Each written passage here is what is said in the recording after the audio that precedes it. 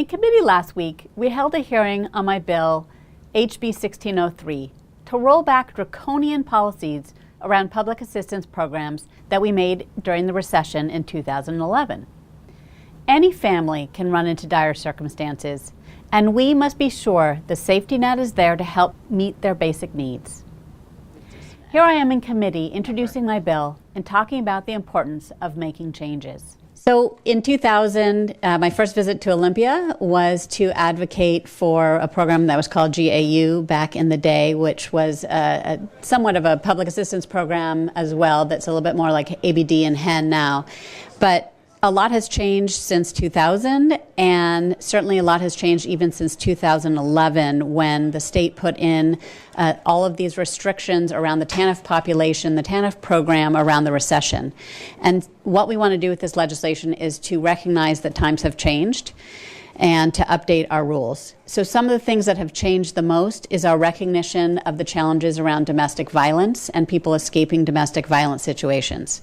We have also recognized that mental health and substance abuse issues are complex and are not something that should just penalize a person, but that they can recover from them, they can get treatment for them. Similarly, the technology, I think, is certainly present, that we don't need to force people to come to a mandatory in-person orientation, especially when that would pull them away from a job that they are trying to secure or to have, but rather we can do these things online. And so with these changes in our in policies, in our understanding of issues, we need to update our laws.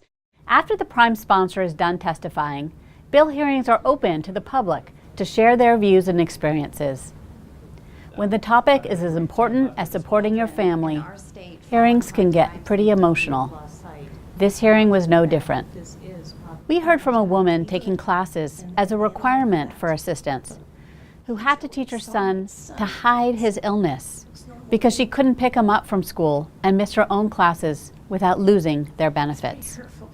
Like so many others, her family's crisis began with a medical emergency.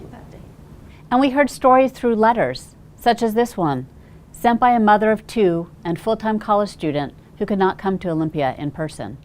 She says, I am thankful for the assistance I received through TANF, and even though it is a tight squeeze, it doesn't come close to the challenges I faced when I was sanctioned. I had quit my job due to a domestic violence relationship I was stuck in, and I ended up needing to apply for TANF and food stamps. But every time I was supposed to go to the orientation, the man I was with thought I was trying to go off and meet someone else, so he would prevent me from leaving the house. So for every time I would miss the orientation, I received a strike. I was on my second strike, going on to my third. Finally, I made it to the orientation and moved on to the next step, job searching at the Work First office.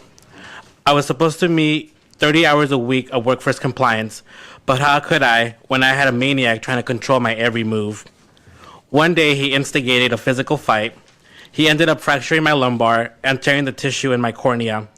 Amid the chaos and recovering from this experience, I of course missed my Work First classes. The result of this was I was sanctioned, and by the end of the first week of sanction, I was down to $28 in cash to my name. During this time, my son was drinking milk and needing wipes and diapers. A mom's biggest fear is having their kids starve or hurt. I felt so useless and that I failed my son. It didn't hit me until we had to buy milk and our money and food stamps were almost completely gone. I couldn't even afford to buy the 99-cent juice bottle he grabbed. I remember wiping my tears while I told him no. I know firsthand that strict orientations and sanctions make it so much harder for families who desperately need help. So when I heard about this bill, I wanted to share my experience. I cannot tell you how traumatic being sanctioned was for me and my kids. We literally had nothing at a time when we needed the most support. Please support House Bill 1603 so other families don't have to experience what we went through. Thank you for listening to my story. Whether it's domestic violence, sick children, mental illness, or other hardships, one thing is clear. The current restrictions are leaving many families unable to receive assistance, with more than 46% of them falling into homelessness. I know we can do better, and I'm hopeful that House Bill 1603 can begin a shift toward a better system that works for families who are trying desperately to play by the rules.